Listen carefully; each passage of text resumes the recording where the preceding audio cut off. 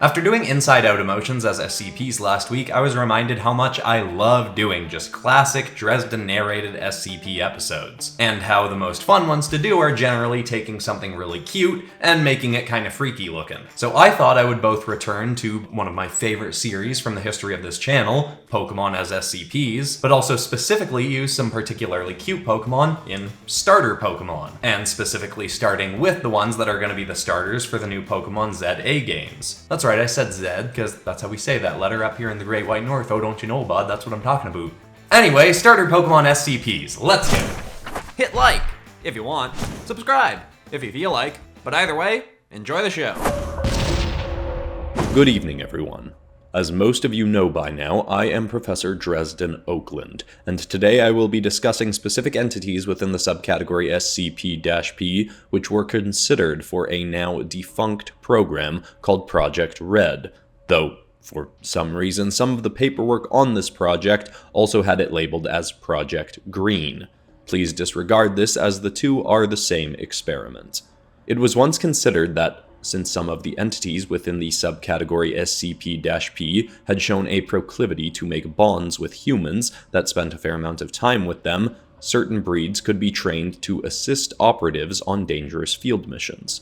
The idea originally spawned after seeing how the irksome cryptozoologist, Satoshi Matsumoto, had managed to make a bond with previously discussed entity, SCP-P025, that was so strong the creature would often obey his commands and attack any personnel we sent to attempt to take the entity from him.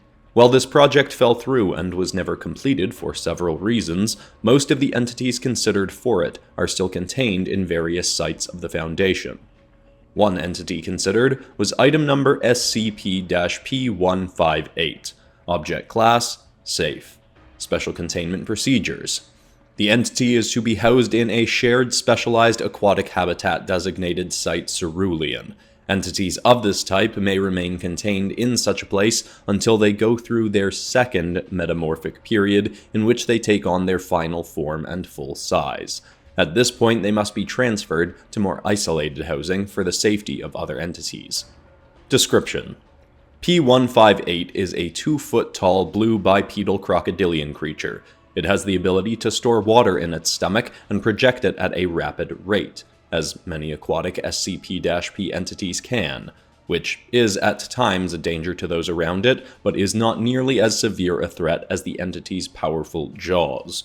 We first acquired one of these entities in captivity after a full-grown female version of it in its final state of metamorphosis, designated separately as SCP-P160, laid 6 eggs.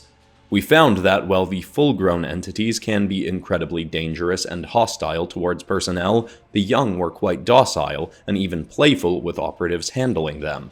They seemed like perfect candidates for Project Red. One of the operatives involved in the project, Professor Elmsworth, allowed a field operative to take one of these young and try to bond with it and train it to work alongside her. She was having a fairly easy time in her first few weeks, but as the creature aged, it began revealing an unfortunate quirk of these entities. They have a strong desire to bite almost anything they see. Thankfully, most entities in containment with them are resilient enough and have strong enough defensive and offensive capabilities to urge the creatures away, but our field operative was not so endowed protection-wise. The entity may very well have been acting playfully when it did so, but the creature bit its partner operative's elbow and was so forceful that it nearly tore through her arm in a single bite. Worse still, it was then sent into a ravenous state in which it seemed to be craving her very flesh, as if having a taste for human blood made it desperate for more. It then deliberately took her arm the rest of the way off and consumed what it had taken. The entity soon after moved into its next stage of metamorphosis and was put into isolated containment. For obvious reasons, these creatures were removed from consideration for Project Red well before its cancellation.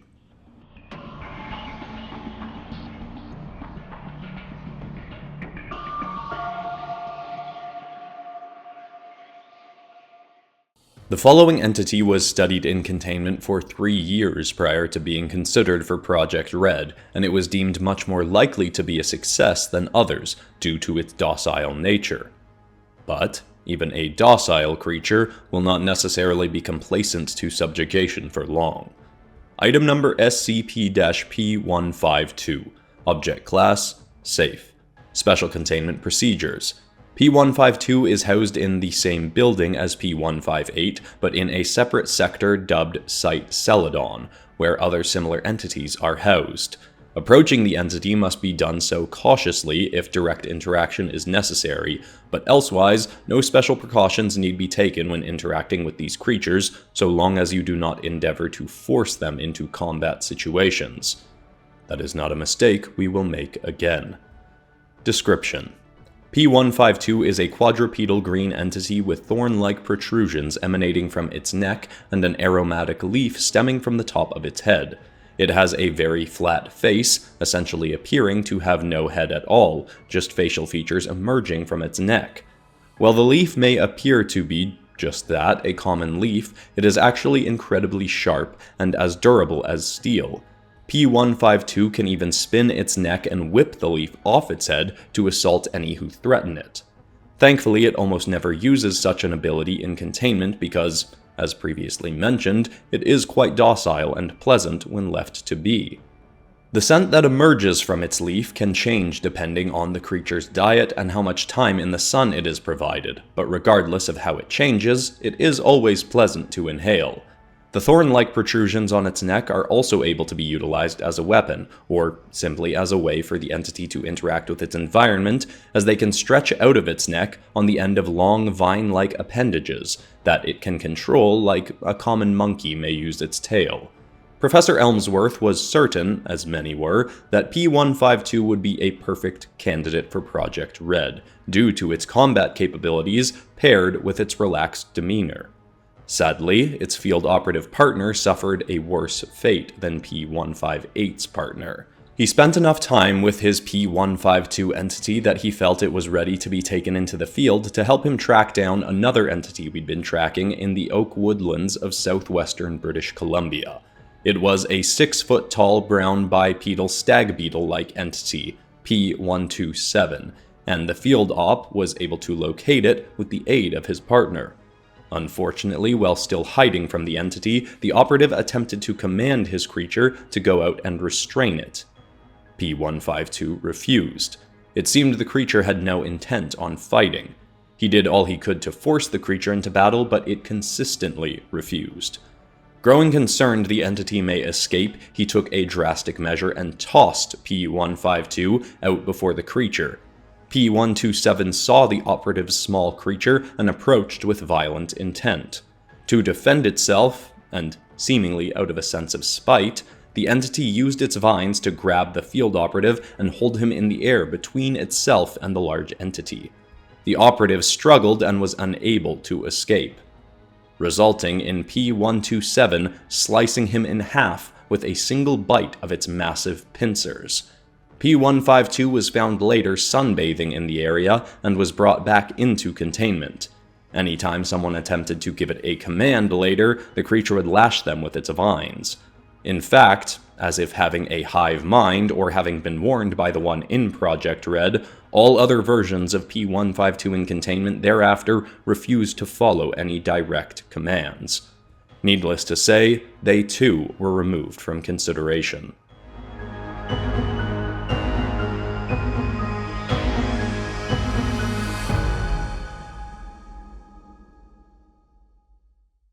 Now, potential operatives, if hearing tales of these unfortunate incidents is setting your mind in a state of dis-ease, you may want to consider purchasing the PopCross Studios Demons coloring book. Contained within are creatures mostly stemming from Dimension D667, but there are also some entities within that the Foundation has studied, as well as creatures that other universes' versions of the Foundation has attempted to contain. Coloring these may both relax you and provide a sort of exposure therapy to you, so that if you interact with or study these creatures or creatures like them in your budding SCP Foundation career, you will have grown used to seeing them and be less frightened. For a less terrifying coloring experience, the Dragon's Coloring Book is available as well, but if you feel comfortable coloring more menacing creatures, the Demon's Coloring Book may be perfect for you. Both books will be linked in the description. Now let us return to the canonical version of me for more SCP files. Item number SCP-P498. Object Class: Safe. Special Containment Procedures. P498 entities must be housed in containment only with others of their kind, or with entities proven to be unharmed by flames and high temperatures. Their containment is to be made up of a mud floor for the entities to entertain themselves and keep them from growing violent. Flame-proof suits must be worn by those entering containment with these entities. Description: P498 is a 1-foot-tall quadrupedal orange swine-like creature. It has largely brown and orange fur and flesh. These creatures are extremely fire-resistant and are able to project a flaming magma-like mucus from their nostrils that burns at up to 2,000 degrees Fahrenheit. As the field operative who attempted to tame one of these creatures learned, if this mucus sticks to you, it is very difficult to get off before it causes serious, life-threatening burns. These creatures have a love of berries. When given these, they will use the heat from their nostrils to roast the berries, then devour them.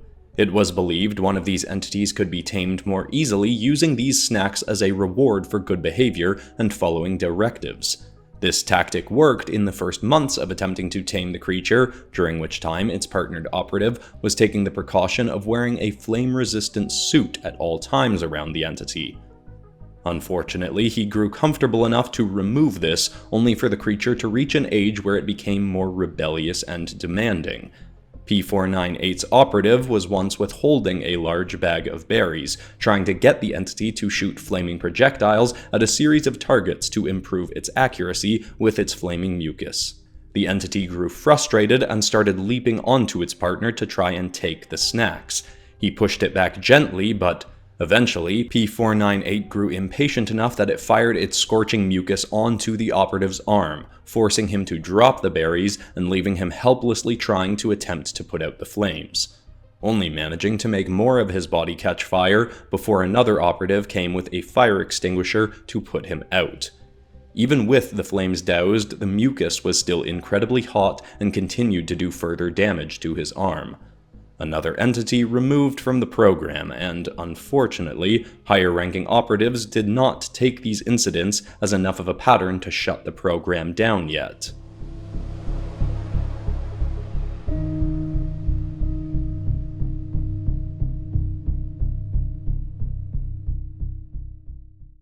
While there were many other incidents before cancellation of the program was finalized, I will conclude with a less violent, though still undesirable result. Item number SCP-P495. Object Class: Euclid. Special Containment Procedures. P495 is to be housed in either a standard containment cell or in a more open containment, such as Site Celadon, though it is to be noted that these creatures will do their best to avoid most other entities when put in containment with them. They are not as social as some others in the SCP-P category and may thrive more in isolation. Those who enter its containment are to be briefed on its abilities and mannerisms to ensure they are not tricked into letting the entity out of its containment. Description: P495 is a 2-foot-tall bipedal reptilian creature with a head resembling a green vine snake. While it technically has arms, it will more commonly use vines that emerge from its neck, similar to P152, to handle objects in its environment and to aid with traversal. These creatures are highly intelligent, and the first and only one used in Project Red was being tamed by Professor June Piper, who believed these entities were the key to making the program work due to their intelligence. Her specific P495 very quickly proved able and willing to follow every command given. It trained with its vines and demonstrated the ability to restrain 6 D-class personnel at once. Despite being unable to speak, it was also able to effectively communicate to Professor Piper how much exposure to sunlight enhances the creature's endurance and resilience, so she ensured it was given much more time in sun-exposed containment. The professor was incredibly careful and trained her entity far longer than others had without incident before attempting to take the entity out into the field. When she finally felt it was ready, she drove the creature off with her to a forest where she was seeking an entity that had breached containment. A bizarre entity that essentially looks like a large coconut tree with legs, P103. And the second the professor let her entity out of the vehicle to begin the hunt, P495 latched its vines onto a nearby tree and flung itself into the canopy, disappearing. It seems, due to the creature's elevated level of intelligence, it was able to deduce that those in its same program who obeyed commands long enough were taken out of the facility.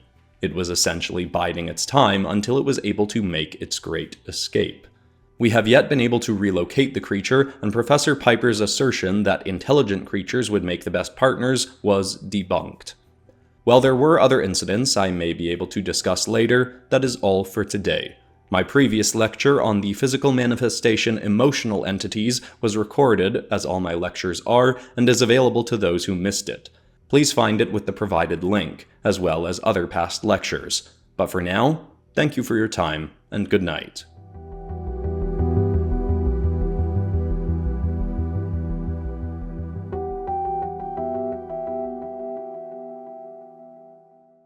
If you enjoyed this, you might want to go back to my 10, sort of 11 previous Pokemon as SCPs episodes, or any other number of things I've turned into SCPs in the past. Or you might want to check out one of my more recent original series, like Fear of the Demon Hunters, that has lots of creepy designs like these SCPs in it, or even the Trismegistus Academy, in which Dresden's gonna play a pretty big role in an upcoming episode. But besides that, that's all for today, except of course for ending this video on some kind of positive or inspiring note, and the thought I want to leave people with today is a nice simple quote from Inky Johnson, who said, "A champion is built on the other side of I don't feel like it."